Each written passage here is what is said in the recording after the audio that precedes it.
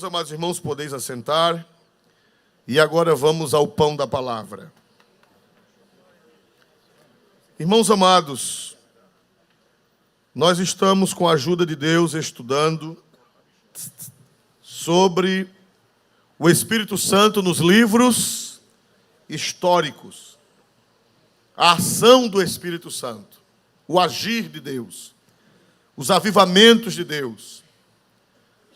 Avivamentos nós aprendemos que não duram para sempre. Os seus efeitos permanecem, mas o avivamento não dura para sempre. E nós vimos no livro dos Juízes o avivamento no tempo de Otiniel, vimos o avivamento nos dias de Gideão, vimos o avivamento nos dias agora de Sansão. Foram espaços de anos entre um e outro. E vamos ver o que Deus nos ensina, muitas lições, o que acontece nos avivamentos, de bom e de dificuldades. O avivamento não é um culto alegre, o avivamento não é uma coisa programada, um avivamento é um sopro soberano de Deus na terra. Glória a Deus, não tem tempo, pode ser 1 ano, pode ser 2, pode ser 3, pode ser 10, pode ser 50. Isso faz parte da soberania de quem, meus amados irmãos? De Deus. É mistério, não está no alcance humano. A Bíblia diz que o vento assopra aonde quer. Ouves a sua voz, mas não sabes de onde vem. Quer dizer, ninguém pode controlar o vento. Assim são as ações do Espírito. As ações do Espírito Santo são incontroláveis. Pertence a Ele. Ninguém sabe se vem dali, se vem dacolá. A abrangência, pode ser abrangência numa igreja local, pode ser numa igreja estadual, pode ser numa igreja nacional, e pode ser num continente, e pode ser no mundo todo. Depende do Espírito. A soberania pertence a Ele. Quem diz glória a Deus por isso? Glória a Deus. A nós compete orar e esperar. Compete orar e esperar, mas ninguém pode programar. Ninguém pode dizer vai ser amanhã. Ninguém pode dizer vai ser em tal local. Ninguém pode dizer vai ser por tal período. É uma parte que é soberania de Deus. E nós vemos, irmãos, que Sansão, no avivamento que houve, o avivamento de Sansão não foi tanto um avivamento de santificação. Foi um avivamento de destruição, de expulsão, de domínio, de destruição dos inimigos de Israel. Pastor, e o que é que isso tem a ver com o avivamento? Tem. Porque se os filisteus acabassem com Israel, se os filisteus prevalecessem e dominassem e destruíssem Israel, as promessas, não se cumpririam. Quase que os filisteus acabam com Israel. Quase. Mas se acabassem com Israel, nós hoje não estaríamos aqui, porque nós somos frutos de Israel. Cristo veio de qual nação? Me ajude a pregar. Israel. Cristo veio da nação? Israel. E se os filisteus tivessem destruído os israelitas, Cristo não teria vindo. E não havendo Cristo, não haveria salvação. E não havendo salvação, não haveria igreja. Então é uma coisa muito complexa. É uma coisa muito grande. Mistura-se o material com o espiritual. Há uma mistura, há uma mescla. Glória a Deus, que só os espirituais é quem podem compreender esse mistério. Aleluia. Então, irmão, mas foi um avivamento, porque Deus disse à mãe de Sansão e ao pai de Sansão: ele começará a livrar Israel da mão dos filisteus. Ele não livrou, ele começou. Depois veio Samuel e depois veio Davi. Só no tempo de Davi foi que os filisteus foram subjugados. Mas Sansão foi o protagonista, foi o primeiro, foi o que iniciou a obra. Bendito seja o nome de Jesus para sempre. Então, irmãos amados, ele arrumou um negócio meio atrapalhado, um casamento. Nós já estudamos que a mulher o iludiu, estão lembrados? A mulher o enganou, o traiu, vendeu o conhecimento para os inimigos de Sansão. Sansão irou-se, matou os filisteus, 30 filisteus, tirou a roupa para cumprir o voto, para cumprir a promessa, deu a roupa para eles, mas zangou-se e foi embora. Estão lembrados? E o que foi que aconteceu com a esposa dele, a que seria a esposa dele? Foi dada a quem em casamento? ao seu companheiro, que é chamado na Bíblia de amigo do noivo. O rapaz assumiu indevidamente, porque de acordo com os códigos de ética, ele não poderia, era uma traição, ele não poderia assumir nem que Sansão morresse. Segundo os códigos de ética, nem que Sansão morresse, ele não poderia casar com aquela moça. Nem que o casamento acabasse, ele não poderia casar com aquela moça, porque era uma falta de ética, era contra a moral. Como é que você cuida de um casamento, você ajeita o casamento, você organiza o casamento e depois casa com a moça? Isso é uma vileza, isso é imoral, é falta de confiança. Mas aquele rapaz, e quem deu-a em casamento foi o pai dela. O pai dela era outro desmantelado. Glória a Deus. O pai dela era outro desajustado. O próprio pai, quando Sansão sai com raiva, ele se aproveita da saída de Sansão e entrega a filha ao amigo do noivo, ao companheiro de Sansão. E, meu irmão, é gente sem juízo, é gente... Irmão, tem gente para tudo nessa terra. Tem gente doido, varrido, sem nexo, sem ética, sem moral, sem nada, desprovido, vazio. Se passar o espanador dentro dele, não sai nada. Glória a Deus. Tem gente dessa natureza, irmãos. Gente vazia, cabeça oca, coração oco. É só, minha avó dizia, é só o buzugo. Alguém já ouviu essa expressão por aí afora? Só o buzugo, né? Só a casca. Mas não tem nada dentro, é desprovido de ética, de moral, de sentimento, de verdade, de compromisso. Tem gente que não tem nada disso. Para ele, tanto faz como tanto fez. Não tem nada. Bom, aí Sansão depois, irmão, se arrepende e volta, pensando que a moça ainda estava solteira. Naquele tempo não tinha telefone, naquele tempo não tinha Facebook, naquele tempo não tinha WhatsApp, naquele tempo não tinha Instagram, e o coitado na casa dele pensando que a moça estava esperando por ele. Glória a Deus. Se fosse hoje, na mesma hora, ele tomaria conhecimento. Mas tudo era longe, tudo era distante. E ele também bravo, nervoso, quem era doido de ir lá avisar? Não é? Glória a Deus. Aí ele ficou sem saber. Depois ele se arrepende, esfria a cabeça. Meu Deus, eu deixei minha noiva lá, vou atrás dela, eu vou levar. E para se reconciliar, trouxe o quê? Vamos ver, irmãos, que coisa interessante. Versículo 1, vamos aprendendo a palavra para chegar onde Deus quer que nós cheguemos. E aconteceu, depois de alguns dias, que na cega do trigo, Sansão visitou a sua mulher com um cabrito e disse: entrarei na câmara a minha mulher. Porém, o pai dela não o deixou entrar. Foi que ele trouxe, irmão, para acalmar? Trouxe o quê, irmãos amados? Se eu vou levar um cabrito para ela, glória. O pior é que ele não sabia que lá já tinha outro cabrito.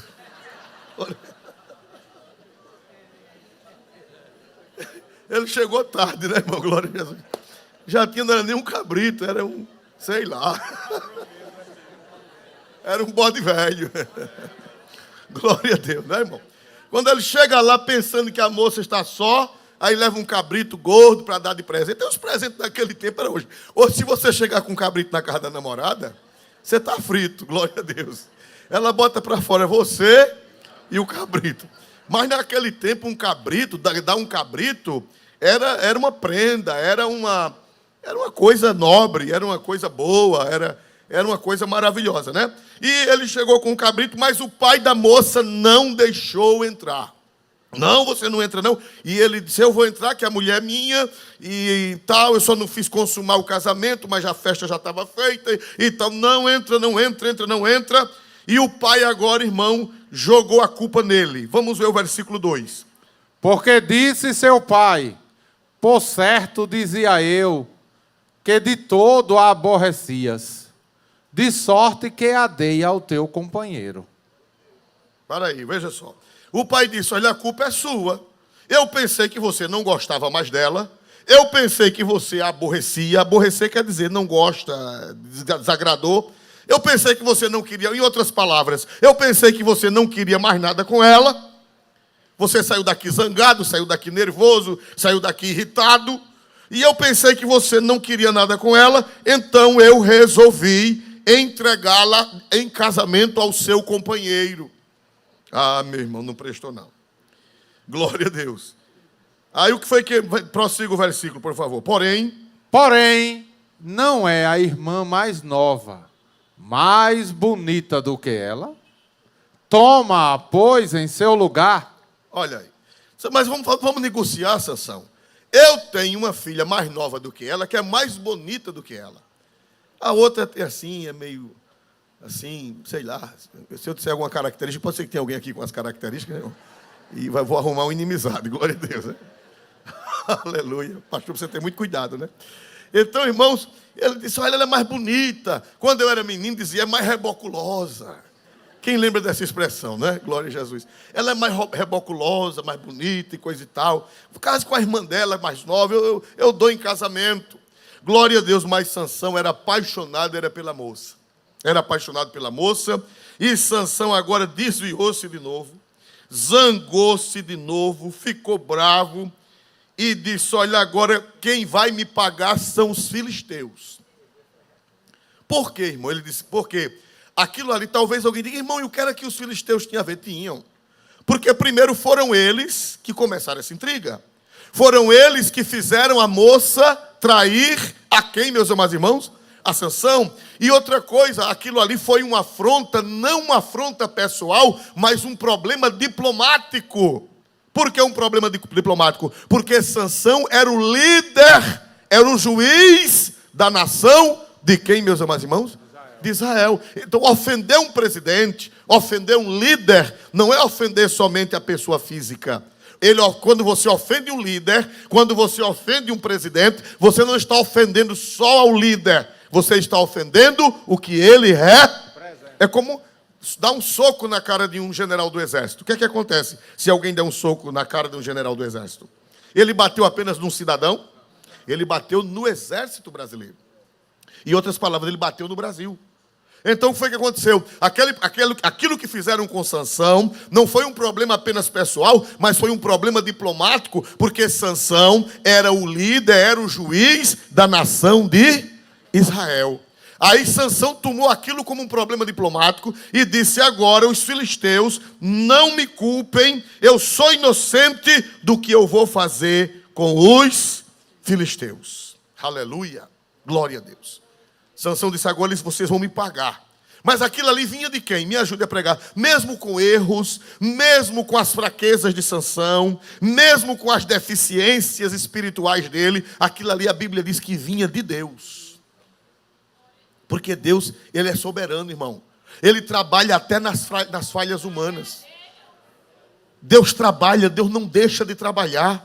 Deus é soberano, Deus nunca para de trabalhar. Glória a Deus. E ali Deus estava se aproveitando da fragilidade de Sansão para mostrar sua glória. Aí Deus estava se aproveitando das circunstâncias adversas para mostrar o seu poder e a sua glória na terra. Ah, meus amados irmãos, Sansão disse, agora eu sou inocente. Glória a Deus. E Sansão, irmãos, ele fez uma coisa. Vamos ver o versículo 3. Aleluia. Então Sansão disse acerca deles, inocente sou, esta vez para com os filisteus, quando lhes fizer algum mal. 4. E foi Sansão e tomou 300 raposas, e tomando tições de fogo, as virou cauda a cauda, e lhe pôs um tição no meio de 2 caudas. Meus amados irmãos, nós observamos aqui, o som estava bom e agora houve uma pequena variação. Nós observamos aqui, irmãos, que Sansão, uma coisa que eu observo e que você precisa observar. Todo mundo tinha alguém para ajudar. Por exemplo, Elias tinha quem ajudasse, Eliseu tinha quem ajudasse, Gideão tinha quem ajudasse. Estão lembrados? Toda essa gente tinha alguém, ou uma pessoa, ou 2, ou um grupo que lhe ajudasse. Mas não sei se vocês observaram que Sansão é um homem solitário. Não aparece ninguém ajudando Sansão. Gideão tinha um moço chamado Pura. Não sei se alguém lembra. Gideão tinha um jovem que o auxiliava chamado Pura. Depois apareceram 32 mil. Depois não deu certo, ficaram em 10 mil. Ficaram em 10 mil. Depois não deu certo, ficaram em 300. Mas Gideão não era só. Todo mundo trabalhava. E parece que Sansão trabalhou só. Não tinha ninguém que o ajudasse. Alguém disse, talvez, pastor, porque o temperamento dele era forte, ele afugentou as pessoas. A Bíblia não diz, mas nós vamos ver lá na frente uma luz. Não, talvez não hoje, eu não sei. Mas nós vamos ver uma luz. Por quê? Porque foi que Sansão estava só nessa peleja. Observe hoje que ele estava só. E depois, se Deus nos ajudar, nós vamos observar um dos motivos por que ele estava sozinho. Não era a ruindade dele. Eu descobri que não era a ruindade dele, não era porque ele tinha um temperamento forte, não é porque ele tinha um temperamento explosivo, mas havia um mistério que nós vamos ver lá na frente. Observe que Sansão estava o quê, meus amados irmãos? Só. Ele foi preciso pegar quantas raposas, irmãos? 300 raposas. E isso, a teologia liberal, a teologia ateia, veja que paradoxo, teologia ateia, mas existe. Existe teólogo que não é crente. Existe teólogo que não crê no sobrenatural. Existe teólogo que não crê em milagre. Diz que tudo é mito. Diz que a Bíblia é mito, a Bíblia é fantasia. E eles dizem que são teólogos e ensinam em faculdades teológicas. Mas isso não é um teólogo, é um teólogo. Glória a Jesus, é um teólogo. Uma pessoa que diz que é teólogo e não acredita na inspiração da Bíblia. Uma pessoa que diz que é teólogo e não acredita em milagres. Uma pessoa que diz que é teólogo e não acredita no sobrenatural, essa pessoa deveria entregar a cadeira para quem crê. Essa pessoa está sentada no lugar errado. Está sentada no lugar errado. Ela deveria ser honesta consigo mesmo. É verdade ou não é? E dizer, olha, eu não creio que existe Deus, eu não creio que Deus faz milagre. Se Ele existe, Ele é apenas transcendente, eu sou teísta aberto, eu não creio que Ele interfere, eu sou deísta, eu creio que Ele criou e deixou para lá, eu não acredito em milagre. Então você entrega, meu filho, se você não crê, entregue sua carteirinha de professor de teologia. Vai ensinar nos partidos comunistas, vai ensinar em outro lugar, vai ensinar nas faculdades ateias, mas deixe o reino de Deus em paz, deixe a igreja de Deus em paz. Quem diz aleluia para Jesus nessa hora? Amém? Então, irmãos amados, nós vemos aqui que Sansão estava só. E aí os teólogos, os comentaristas ateus, que são teólogos, mas são ateus, eles, como é que esse homem pegou 300 raposas? Se raposa é um bicho ligeiro, se raposa é um bicho que não anda tanta raposa junta. Alguns dizem, não, foi chacais, porque os chacais andam em bando. Mas mesmo assim, dificilmente aparece um bando de 300 chacais. É difícil aparecer um bando de 300 chacais, porque a palavra raposa e a palavra chacal é um pouco parecida em hebraico, e vem aquelas controvérsias, mas para mim é muito simples. É muito fácil de entender como foi que Sansão pegou sozinho 300 raposas. Como foi, pastor, que ele pegou sozinho 300 raposas? Irmão, não tinha ninguém para ajudar, não tinha ninguém para colocar a ataca. Não tinha ninguém para colocar a puca, ele só. A Bíblia não fala que ele tinha ninguém. Irmão, quem foi que fez os animais chegarem na arca? Foi Noé que saiu doido pelo meio do mundo? Vamos para a Bíblia? A Bíblia explica-se a si mesma. Gênesis 6 e 20. Gênesis, capítulo 6 e o versículo 20. Das aves conforme a sua espécie, e dos animais conforme a sua espécie, de todo o réptil da terra conforme a sua espécie, 2 de cada espécie virão a ti. Para aí. Está explicado o caso de Sansão? Está explicado, irmãos? Foi Noé que saiu com uma rede jogando para pegar uma onça? Foi Noé que saiu botando arataca para pegar preá? Foi Noé que saiu colocando, me ajude, ratoeira para pegar mocó? Não, glória a Jesus. Ou para pegar siri não precisou, porque seria d'água, glória a Deus. Não foi Noé. Irmão, eles vieram de 2 em 2. A voz de Jeová é obedecida. Quem acredita que Deus faz isso? Quem acredita? Quem acredita, dê um glória a Deus. Porque eu creio, levanta minhas duas mãos. Eu creio!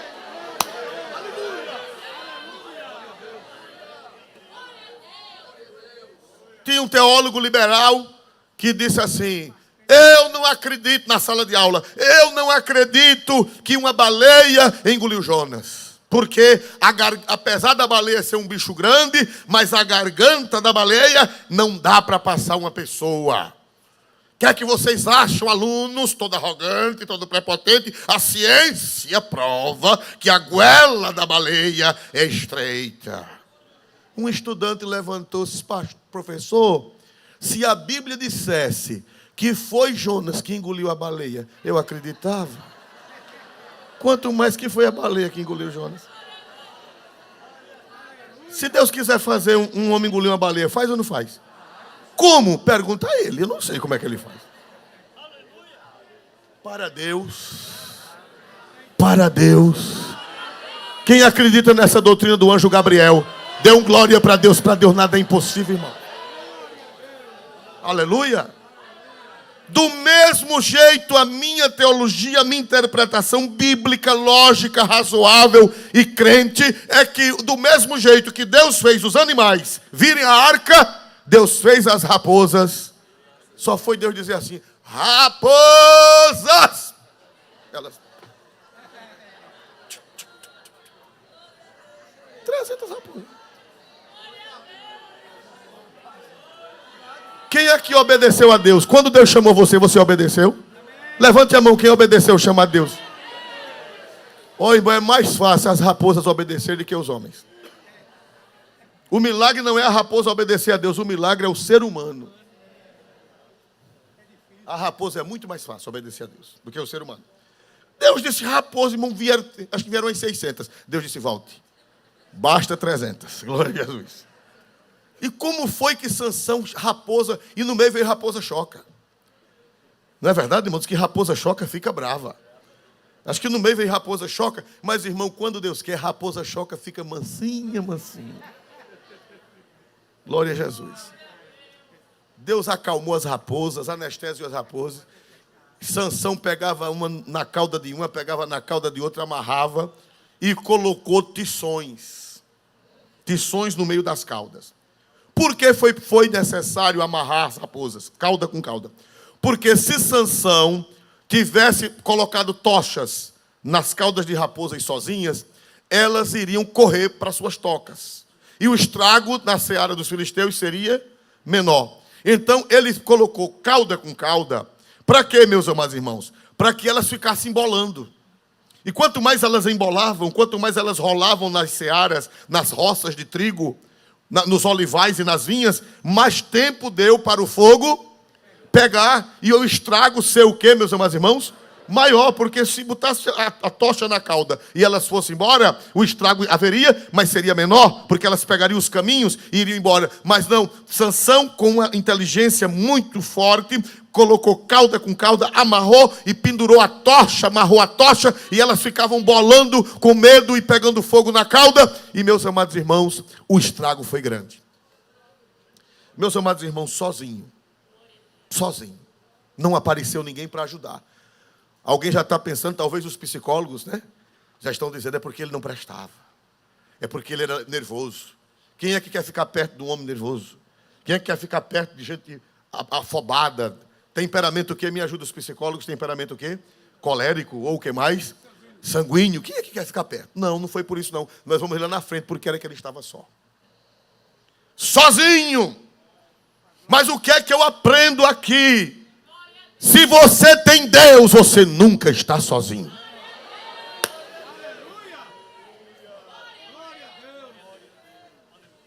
Parece que vocês não entenderam. Se você tem Deus, você nunca está sozinho.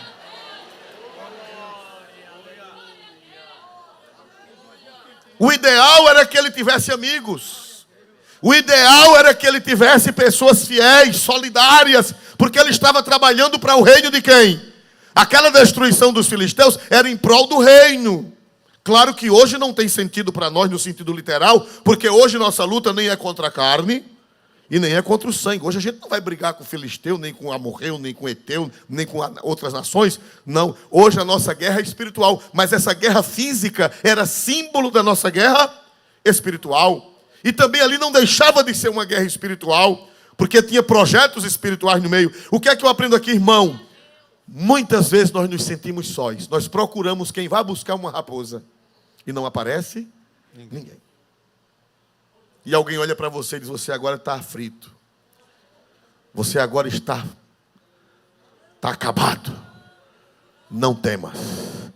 Se o Espírito Santo está em você, já que os homens não vêm, as raposas virão. Eu tenho uma notícia boa para quando você se sentir só. Nos tempos de avivamento, quem é usado por Deus, quem é usada por Deus, pode se ver sozinho. É o que eu aprendo nesse texto. Sansão estava com o Espírito Santo, apesar das suas fraquezas, sim ou não? Sim ou não? Estava ou não estava? Estava, mas estava só. Ninguém veio lhe ajudar e eu já prometi a vocês que não sei se hoje, mas possivelmente no próximo culto, nós vamos entender por que Sansão estava só. Não era, portanto, por o temperamento dele.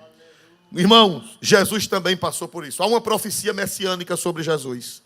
Isaías 63:3 revela que Jesus também, apesar que Jesus era manso, Jesus era doce, Jesus era o contrário de Sansão. Jesus era manso e humilde de coração. Jesus não carengou com ninguém. Jesus sempre tratava as pessoas bem. Jesus era um doce de pessoa, mas ele também ficou só. Isaías 63:3 é uma profecia messiânica sobre Jesus. Por favor. Eu sozinho pisei no lagar, e dos povos ninguém houve comigo. E os pisei na minha ira, e os esmaguei no meu furor. E o seu sangue salpicou os meus vestidos, e manchei toda a minha vestidura. Volta um pouquinho. Eu sozinho pisei no lagar. E dos povos, ninguém ouve comigo. Essa profecia é messiânica, ela se refere a Cristo. É uma profecia veterotestamentária que se refere ao Senhor Jesus. Jesus está dizendo, eu sozinho pisei no lagar. E dos povos, ninguém ouve comigo.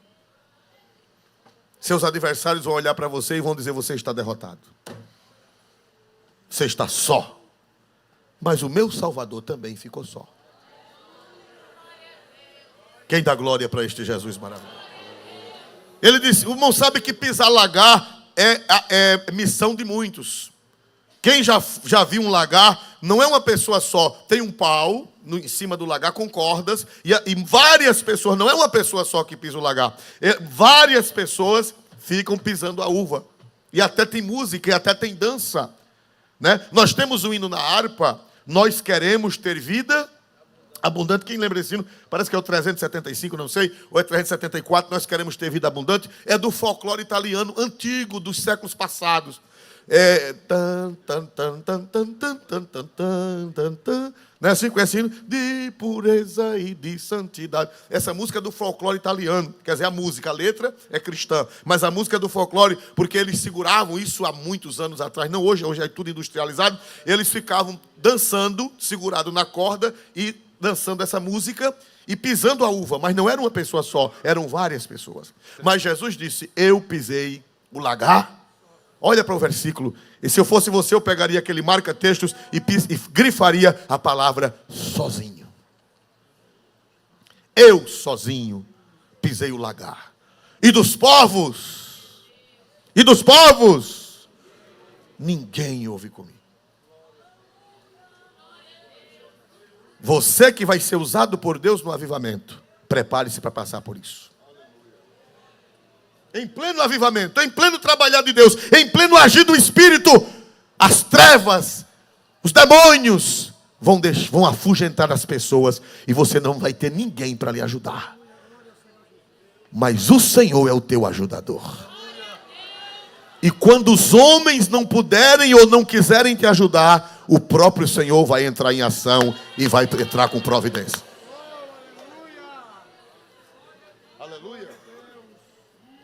Aleluia! John Knox dizia, um homem com Deus é a maioria. Se você está sozinho, mas está com Deus, você é maioria. Foi o coitado do Sansão. Ninguém foi buscar uma raposa, mas quem trouxe as raposas? Quem trouxe as raposas? Quem trouxe as raposas? Deus. Aleluia, é o nome de Deus. Assim como Deus trouxe os animais para a arca. Só tinha Noé, quem mais com ele? Os 3 filhos, as 3 noras e a esposa. 8 pessoas. 8 pessoas tinham condições de trazer elefante, de trazer onça, de trazer tigre, de trazer cobra. Tinha condições? A Bíblia diz, eu farei com que eles venham a ti. Eu creio nesse Deus e eu tenho visto Deus fazer isso. O impossível. O inacreditável. O inaudito. Deus faz. Levanta a cabeça, varão. Levanta a cabeça, varoa. Deus te trouxe aqui para tu ouvires esta palavra. As raposas virão pelo poder de Deus, pelo poder do Espírito, pela ação da graça de Deus. Ninguém vai te ajudar, mas o Senhor é o teu ajudador.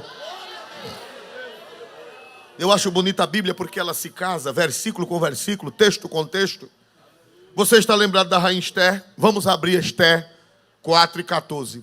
Você está lembrado que Mardoqueu todo o povo de Israel ia morrer. Estão lembrados que Amã fez um veneno com o rei para matar todo o povo dos judeus, matar todos os judeus. Amã fez uma trama para matar todos os judeus. E Esther ficou com medo de falar. Esther ficou com medo de agir. Esther ficou com medo de fazer alguma coisa. Aí Deus usa Mardoqueu e Mardoqueu vai falar com ela. Glória a Deus.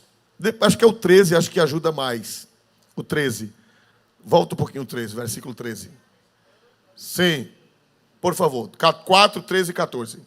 Então disse Mardoqueu que tornassem a dizer a Esther: não imagines em teu ânimo que escaparás na casa do rei, mais do que todos os outros judeus. Para aí, Mardoqueu mandou um recado para Esther. Disse: Esther, você está pensando que você vai escapar porque você está no palácio?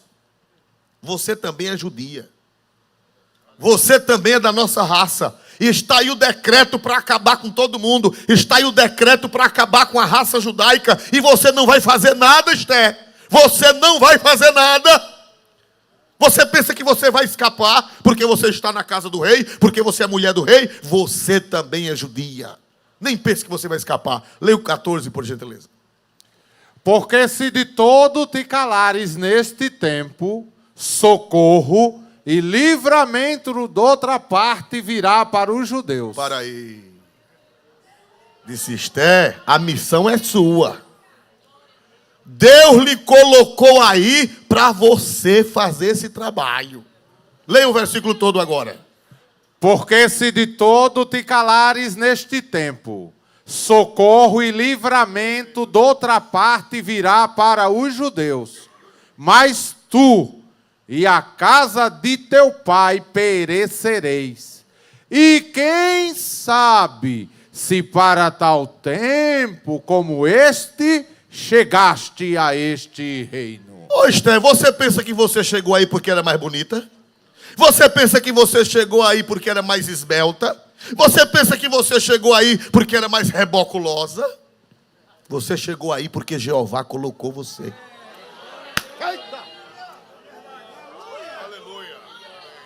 Você chegou aí por um projeto divino.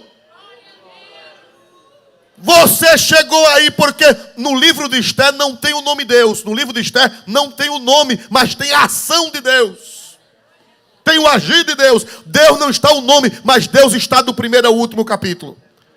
Esther, você chegou aí para isso, Esther. Você pensa que chegou aí por outro motivo? Você foi colocado aí para isso. O sujeito é oculto, mas ele existe, é Deus. E disse, se você agora, veja que coisa linda, que eu quero que você grife na sua Bíblia, eu quero que você marque na sua Bíblia, eu quero que você marque na tábua do seu coração, Esther 4:14, esse versículo tem falado, esse versículo tem me acompanhado, por favor. Primeira parte, por quê?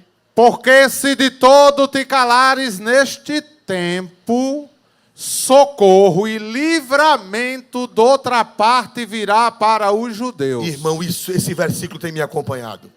Deus disse a Esther, pela boca de Mardoqueu, Esther, você chegou aí para isso. Se você se calar, você pensa que eu vou deixar de trabalhar? Se você ficar quietinha, você pensa que eu vou deixar de agir? Eu vou usar outra pessoa. Socorro e livramento virá de outra parte.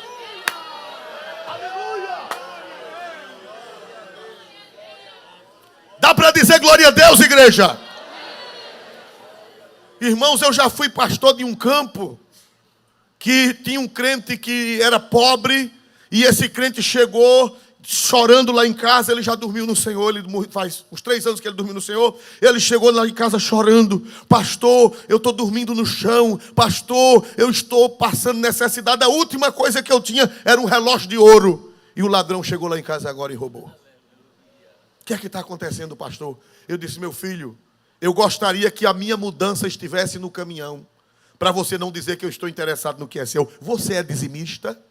Ele disse: não, pastor, eu não sou, porque eu sou negociante, e o senhor sabe que negociante não sabe quanto ganha. Eu digo: me tenha jura. Bichinho tolo você, não sabe fazer os cálculos, não sabe saber a margem de lucro. Eu sou brincalhão. Eu disse: bichinho, não sabe. Você sabe, é porque você é desobediente. Seja dizimista.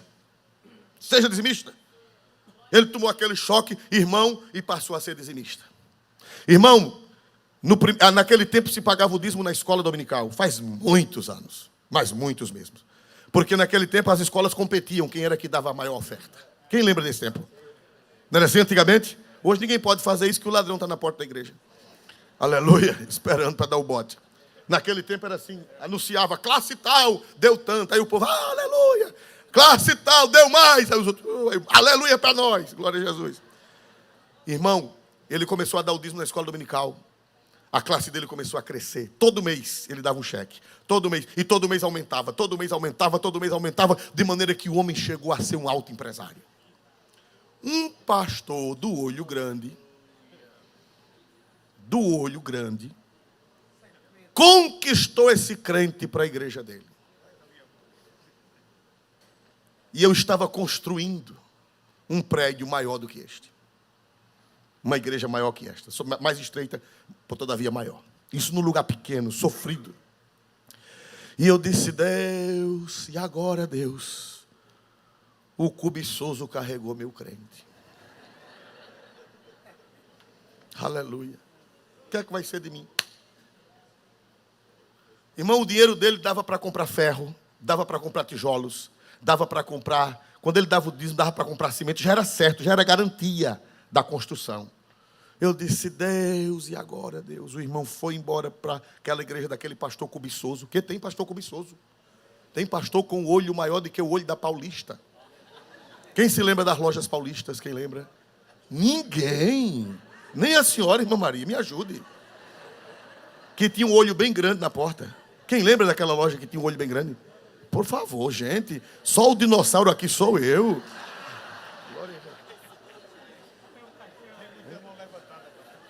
É porque elas ficam com vergonha, irmão, de levantar. Para dizer que é novinha. Deus está vendo, glória a Deus. Quando Jesus disse: vinde a minhas criancinhas, você foi no meio, lembra não? E Jesus disse: volte que você já é uma mocinha. Glória a Deus.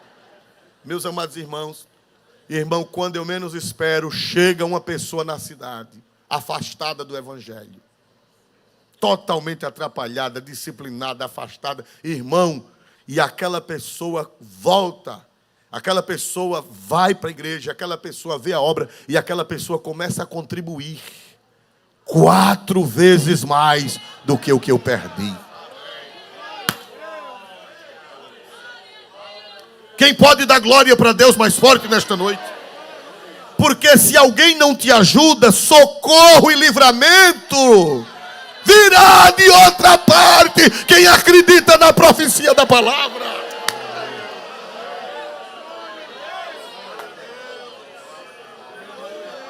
Parece que vocês não estão crendo, porque o grito é para ser maior. Deus manda livramento de outra parte. Diga glória a Deus, irmão. Quando falta de um lado, Deus manda de outro. Aleluia.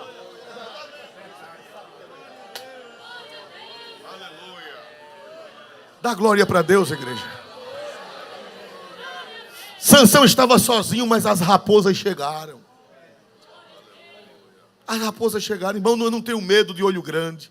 Eu não tenho medo de alguém furtar uma ovelha rica. Eu não tenho medo não, porque a minha promessa é essa: socorro e livramento virá de outra parte. Eu sou testemunha. Eu sou testemunho, eu já vi com os meus olhos. E não foi uma vez, não. Foram muitas vezes. Eu estou com 40 anos de crente para o mês. Eu vou fazer 40 anos de crente que sirva ao Senhor. E mais quase 40, 37 que estou no ministério. Entre diácono, já vivendo do altar, diácono, presbítero, evangelista, pastor. Vivendo no altar, trabalhando com os pastores. Já vou fazer 37 anos. Bendito seja Deus. E eu tenho visto. Socorro e livramento vem de outra parte. Socorro e livramento vem. A missão é sua. Mas se você fugir, você é quem perde. Deus colocou você para ajudar Sansão, mas você fica, não ajudo não. Quem perde é você. A raposa vem aí doidinha para ajudar Sansão. Socorro e livramento. Irmão, se eu fosse vocês, eu gravaria esse versículo. Todo mundo leia junto com o pastor Múcio. 1, 2, 3. Porque se de todo calares neste tempo, socorro e livramento de outra parte virá para os judeus. E todos dizem o que, meus irmãos? Amém. Quem crê nessa promessa? Glória a Deus. Quando uma porta se fecha do lado,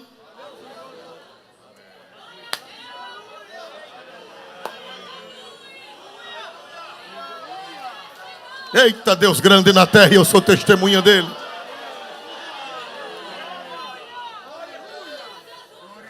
Quem foi que ajudou Sansão? Só Deus. Só Deus. Não foram as raposas, foi Deus. Preparou as raposas vieram. Ninguém ajudou, ninguém fez nada, Deus fez. Porque Deus é assim, irmão. Deus, Ele que faz tudo. A missão era do povo, né? Quem era que deveria ajudar Sansão? O seu povo. Quem era que deveria ajudar Sansão? A sua tribo. Quem era que deveria ajudar Sansão? Os Israel. Mas eles não ajudaram. Deus disse, eu entro. Eu entro. Aleluia. Eu entro. E o pior, para eu terminar a minha historinha, como dizia a Lourdinha, mamaninha. Quando foi com 1 ano e pouco, o crente que fugiu, que foi enganado pelo cobiçoso, voltou. E voltou mangando dele.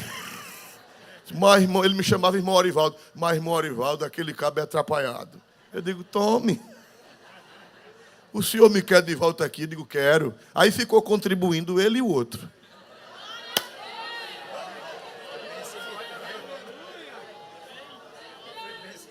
É assim que Jesus faz, irmão. É ou não é? O invejoso enganou o rapaz. Depois o rapaz descobriu que o invejoso era um pilantra. Que o invejoso era mau caráter. Porque quem tem bom caráter não rouba ovelha de ninguém. É verdade ou não é, irmãos amados? Quem é bom caráter não anda tucaiando ovelha de ninguém. Depois o crente descobriu que aquele camarada era um mau caráter e voltou. E morreu meu amigo. Ele morreu em outro estado. Esse irmão que saiu, que foi enganado, morreu em outro estado. E eu saí daqui e fui para o enterro dele bem longe. Era meu amigo, foi o diabo que enganou ele. Né? Mas aquilo ali foi Deus que permitiu para me dar o quê? Experiência. Para contar para vocês hoje. Bom, quando eu falo de Jesus, irmãos, quando eu falo de Jesus, esquenta, ferve. Jesus é maravilhoso. Jesus é maravilhoso. Jesus é maravilhoso. Onde estão os apaixonados por Jesus, os que amam a Cristo? Levanta as duas mãos e dá glória para Ele, irmão. Jesus é maravilhoso. Jesus é maravilhoso. Jesus é maravilhoso.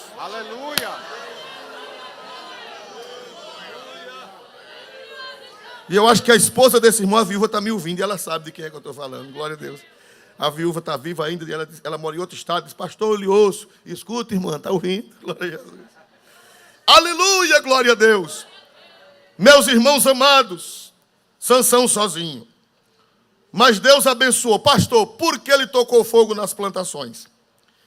Qual o significado espiritual para nós? Irmãos, se os filisteus, eu já falei para vocês, aquilo era algo muito espiritual. Se os filisteus dominam Israel e acabam com Israel, o que era que aconteceria conosco hoje? Veja as consequências drásticas. Se o Deus não levanta Sansão para destruir os filisteus, nós hoje não estaríamos aqui. Porque o plano da salvação seria interrompido. Não existiria igreja, não existiria coral, não existiria batismo, não existiria Santa Ceia, não existiria o Calvário, não existiria a ressurreição, não existiria nada, porque haveria sido interrompida a promessa. Foi um avivamento ali no tempo de Sansão, um avivamento de uma forma inusitada, mas foi um avivamento. Glória a Deus. Por que destruir a seara dos filisteus? As plantações. Não foi só o trigo. Vamos voltar para o capítulo 15 e o versículo 4. Ou melhor, o versículo 5. E chegou fogo aos tições, e largou-as na seara dos filisteus. E assim abrasou os molhos com a sega do trigo, e as vinhas com os olivais. Olha, irmão, as raposas endoidaram, invadiram as searas, mas invadiram também as vinhas, e invadiram os olivais, os pés de oliveiras. Irmão, foi um incêndio que acabou com a safra.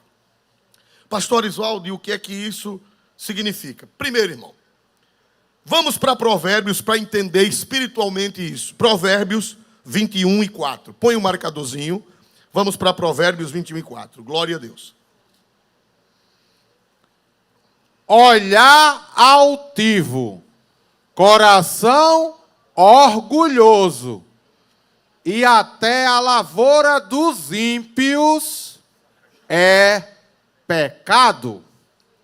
Aí pesou, não foi, irmão? Em outras palavras, o que o ímpio produz não é para a glória de Deus. Por que Sansão destruiu? Hoje é um crime. Até hoje, eu fiz uma pesquisa, até hoje no mundo árabe, até hoje, a maior afronta que você pode fazer a um árabe é tocar fogo na roça dele.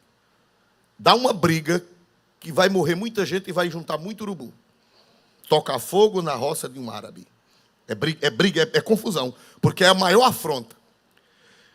E a Bíblia diz que até a lavoura do ímpio é o que, meus amados irmãos? Quer dizer, o que o ímpio produz é pecado. Olhe para cá. O que o cristão produz é para a glória de quem? Tudo. Quer comais, quer bebais, quer façais qualquer outra coisa, fazei tudo para quê? E o ímpio, o que é que ele faz para a glória de Deus? O ímpio. Ele trabalha para beber, para fumar, ele trabalha para prostituir. E quando ele fica rico, quando o ímpio fica rico, irmão, produz muito, a roça dele produz, o gado produz, a indústria produz, tudo produz. Para que é que produz? É para a glória de Deus? Não, ele deixa logo a esposa, troca a de 30 por 2 de 15. Não é verdade, irmãos amados? Você vê, quase todo mundo rico tem muitas mulheres. Tem as amantes. Tem luxúria. Não é luxo, é luxúria. É uma diferença entre luxo e luxúria. Luxo é gastar muito dinheiro. E luxúria fala dos prazeres sensuais, dos prazeres da carne. A palavra é parecida, mas o significado é diferente. Luxo e luxúria.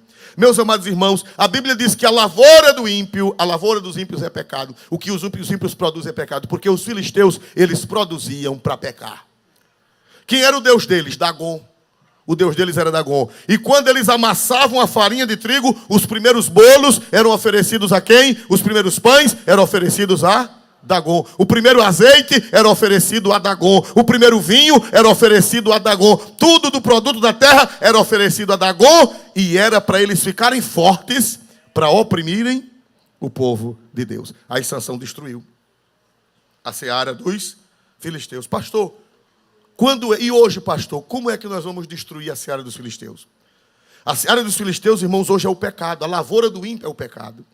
Quando nós ganhamos uma alma, por exemplo, quando você ganha um prostituto para Cristo, o que foi que você fez, de acordo com esse texto? Ele vivia na prostituição, ele vivia pecando, ele vivia prostituindo, ele vivia bêbado, ele vivia drogado. Quando você ganha uma pessoa dessa, um idólatra, quando você ganha um idólatra para Cristo, um mentiroso, um enganador, um trapaceiro, tudo que ele produzia era uma lavoura, e essa lavoura era pecado. E o que foi que você fez com a lavoura dele? O que é que a igreja faz quando ganha uma alma? Tocou fogo em quê? Na lavoura do filisteu. O que ele produzia, a gente queima com o poder do Espírito Santo. Ainda hoje nós tocamos fogo na seara dos filisteus. Quando nós pregamos o evangelho de fogo, quando nós pregamos o evangelho de poder, quando nós pregamos o evangelho da glória de Deus bendito, o fogo pega e destrói o cigarro, destrói a cachaça, destrói as drogas, destrói a prostituição, destrói a mentira, destrói a desonestidade, destrói tudo que é pecado que os filisteus produzem. Por isso que antigamente os irmãos, quando os irmãos estavam pregando, o irmão estava pregando bem, eu ainda alcancei esse tempo, alguém gritava, cada época tem um jargão, né? Aí eu me lembro que quando eu era novo crente, alguém estava pregando bem, aí aquelas irmãs gritavam, toca fogo na seara dos filisteus. Quem lembra desses gritos? Quem lembra? Ah, é mais novo, glória a Jesus, né? Aleluia. Irmãos amados, nós precisamos tocar fogo, destruir o que os filisteus produzem. Mas tem que ser com fogo. Tem que ser com fogo. Só com fogo do Espírito Santo é que a gente pode destruir a lavoura dos ímpios. Olha que coisa linda, irmão. Como a Bíblia casa. Vê que casamento bonito, versículo com versículo. Lê de novo, por favor. Todo mundo, 1, 2, 3. Olhar altivo, coração orgulhoso e até a lavoura dos ímpios são pecado. Tudo que os ímpios produzem é pecado. Tudo que eles produzem é pecado. E a gente vai ter que tocar fogo. Para ele não pecar mais. A vinha dele tem que ser destruída, porque é a vinha de Sodoma. A lavoura dele tem que ser destruída. Não é que você vai tocar fogo na roça de milho do povo, pelo amor de Deus. Isso é uma cadeia infeliz. E vai pagar. E o dano moral. Você não vai tocar fogo no feijão, nem na cana, nem na lavoura. Isso aqui para nós é espiritual. É tocar fogo espiritual nas coisas ruins que eles produzem. Irmão, nós precisamos desse fogo. Ou você quer esperar pelas raposas? Jesus disse, se estes se calarem, e se você não tiver fogo, vai aparecer fogo na cauda da raposa. E o fogo não é para estar na cauda da raposa, o fogo é para estar no seu coração. O fogo não é para estar na cauda da raposa. Por que foi que Deus usou raposa? Me ajude a pregar. Me ajude a pregar. Por que foi que Deus usou raposa? Porque não tinha seres humanos.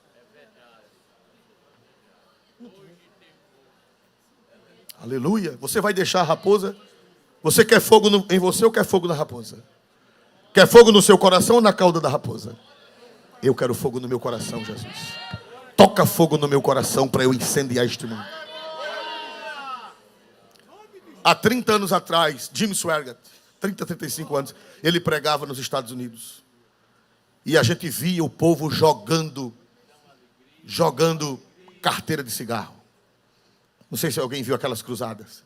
O povo amassando o cigarro. Outros andam. Nos Estados Unidos tem gente que anda com vodka no bolso. Vocês sabiam disso, irmão? Vodka, é assim, né, Sonja? Anda com vodka no uísque, né? Aquelas garrafinhas pequenas de uísque. E a gente via na televisão as pessoas quebrarem, tirar do bolso garrafa de uísque e quebrar. O que é que está acontecendo ali naquela hora, de acordo com esse texto? A seara dos filisteus está sendo destruída. E eu sonhei, irmãos.